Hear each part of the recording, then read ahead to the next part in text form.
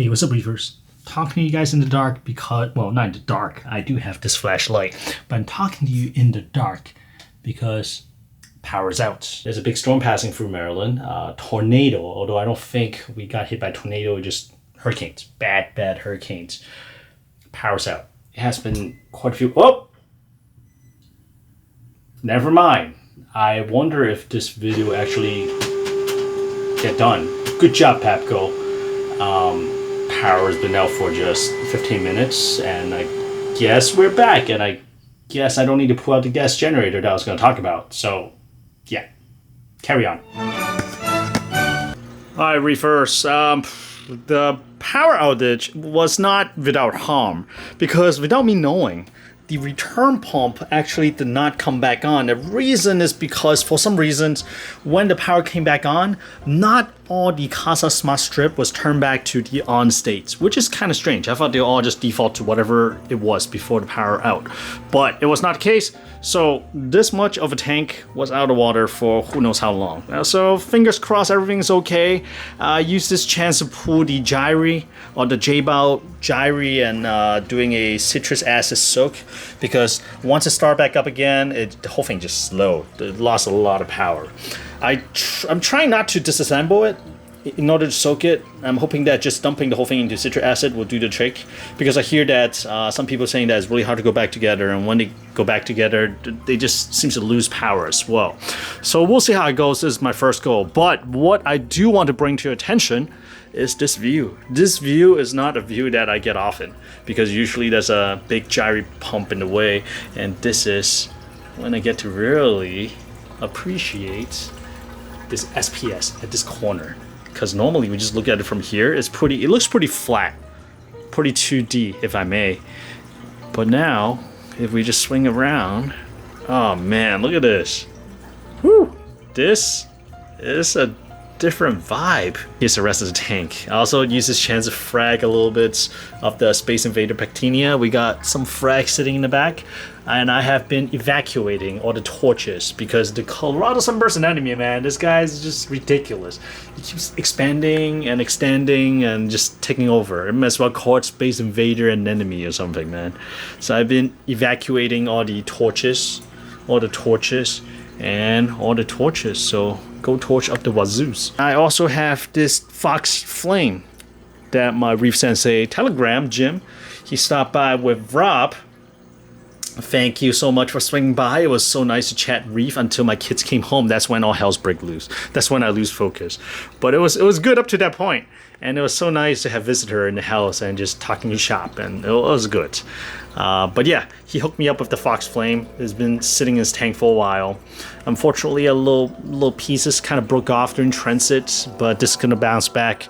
And he told me that this frag, it's almost like a mini colony at this point, has been sitting at about 60 micromole in his tank on the glass. So I figure I'll just kind of let it sit here, chill, get used to the dirty water in my tank first, and then I'll find some space among the Anacorpora to place it. But yeah, I just saw this view right here and got a little bit inspired and excited, and figure I'll show you guys. Should I? Yeah, I'm deciding. Am I gonna do a tank update before I leave for Japan? Yes, I'm leaving for Japan in a week and a half again. Or should I do the tank updates afterward? I think it'll be afterwards. I'll share a really awesome public aquarium video update with you guys first. So I think afterwards. So yeah, this is I guess a before the trip. This will be a 2 weeks trip, kind of long, to Taiwan and Japan. I guess now it's okay to share all the detail, because by the time you're watching this, I'm back. And later in this video, I'm going to share how the tank looks. Alright, and here's how the 145-gallon tank look right now. Everything is all topped off, ready to go. Fish are happy. All the corals have enough space among them, I hope. I hope nothing gets knocked over. I recently cleaned the gyri pump, and it's doing wonders. The flow is back. Things are happy. Things are pumping. Look at torch. Look at the Colorado Sunburst enemy. And look at this one. This one's getting large too. And I see that all the weeping willows are doing well. I question how the trunks are doing. I have a couple pieces with chunks, like little cylinders in there. All the crowns are doing great. On the trunk, I am not sure. Before I leave, I'm probably gonna use a stick or something to poke it just to make sure it's not disintegrating. If it is, then I'll pull them out, but fingers crossed. And I see that the algae thing, nets, just dropped, so I gotta pick that back up. Alright, I think everything is set here. All the automation is topped off. I'm probably gonna clear the skimmer out one more time. We got all the camera in place. I think we're ready to go. Alright, this is it. This is a quick look of this tank before I head off once again to Japan once again. I did not clean the tank. I figure, okay, what's a little bit algae as nutrient exports? Not a big deal. So I'm gonna leave it as is because I have, my goodness, I still got to pack. So both pufferfish has been fed. They are in good hands. My cousin's gonna swing by once during the trip and just feed them. Frozen one time. I see that we got some flatworm issue popping up. I mean, I know they're in the tank, but I don't have time to really go in and siphon them in a moment. So they are just gonna enjoy their little Eden until I get back.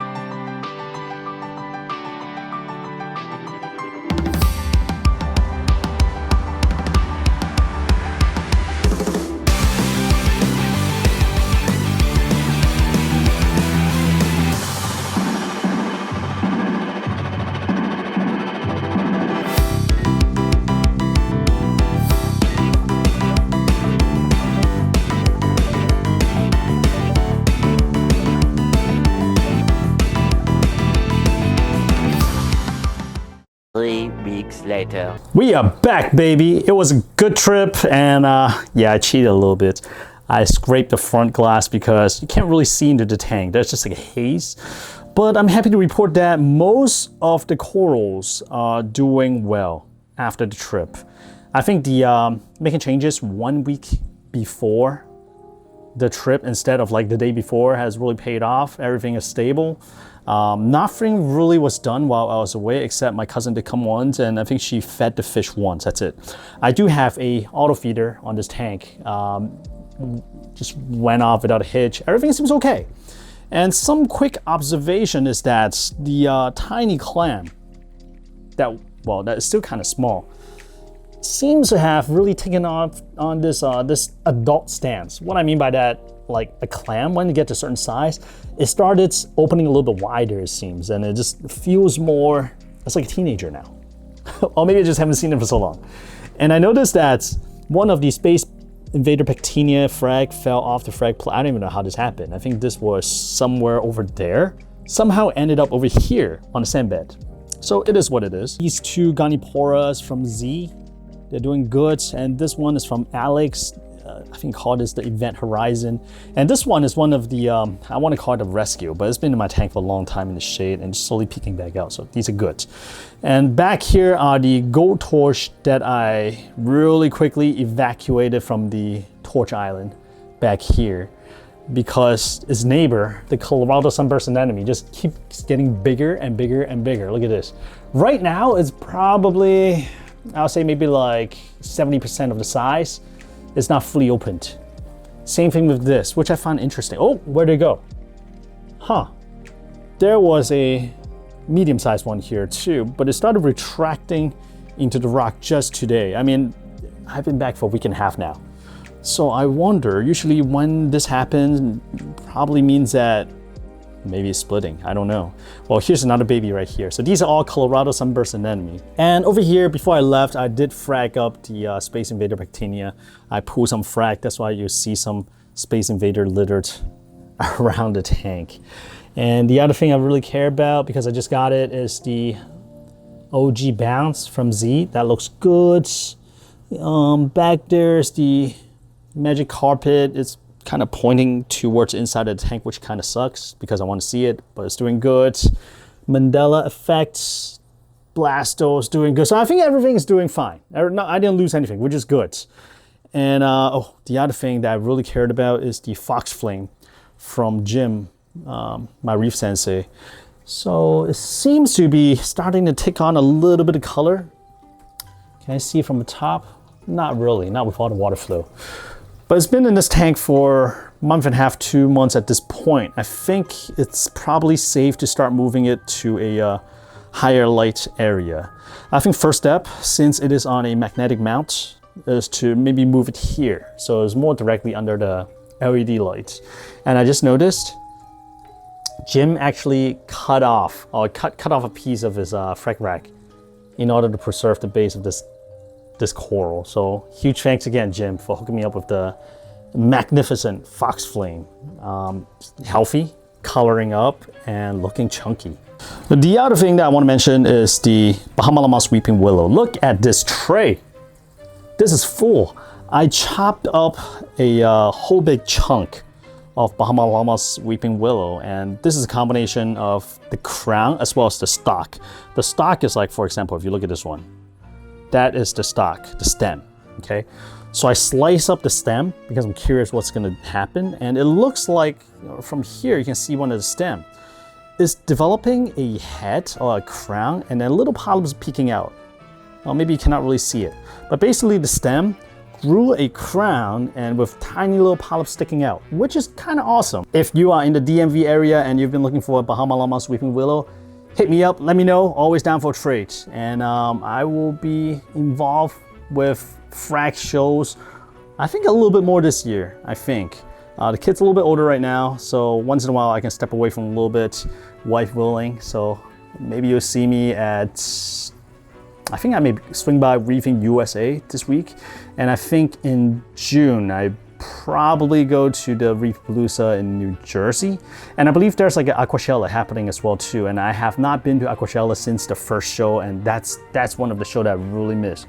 So I'm hoping to make one of those shows too this year. So we'll see, especially with my new camera, Sony ZEV-10 Mark II, that's a mouthful. I'm hoping to get some new footage as well. I took this camera into the Japan trip. The form factor sucks. Well, it's not as bad as a DSLR, but the lens I got attached to it is a Tamron. It's pretty long, so it's kind of a pain to lug around, but the footage from it, it's miles ahead of the point and shoot that I have. Oh, here, you may be curious, what is this? I was chopping back a lot of the atomic broccoli macro algae from the mangrove tank. And I just have this big chunk. I was like, oh, I wonder, and just kind of shove it among the Anaconda because it's a reef now. It's a reef builder. So we'll see if it takes off. So far it's holding steady.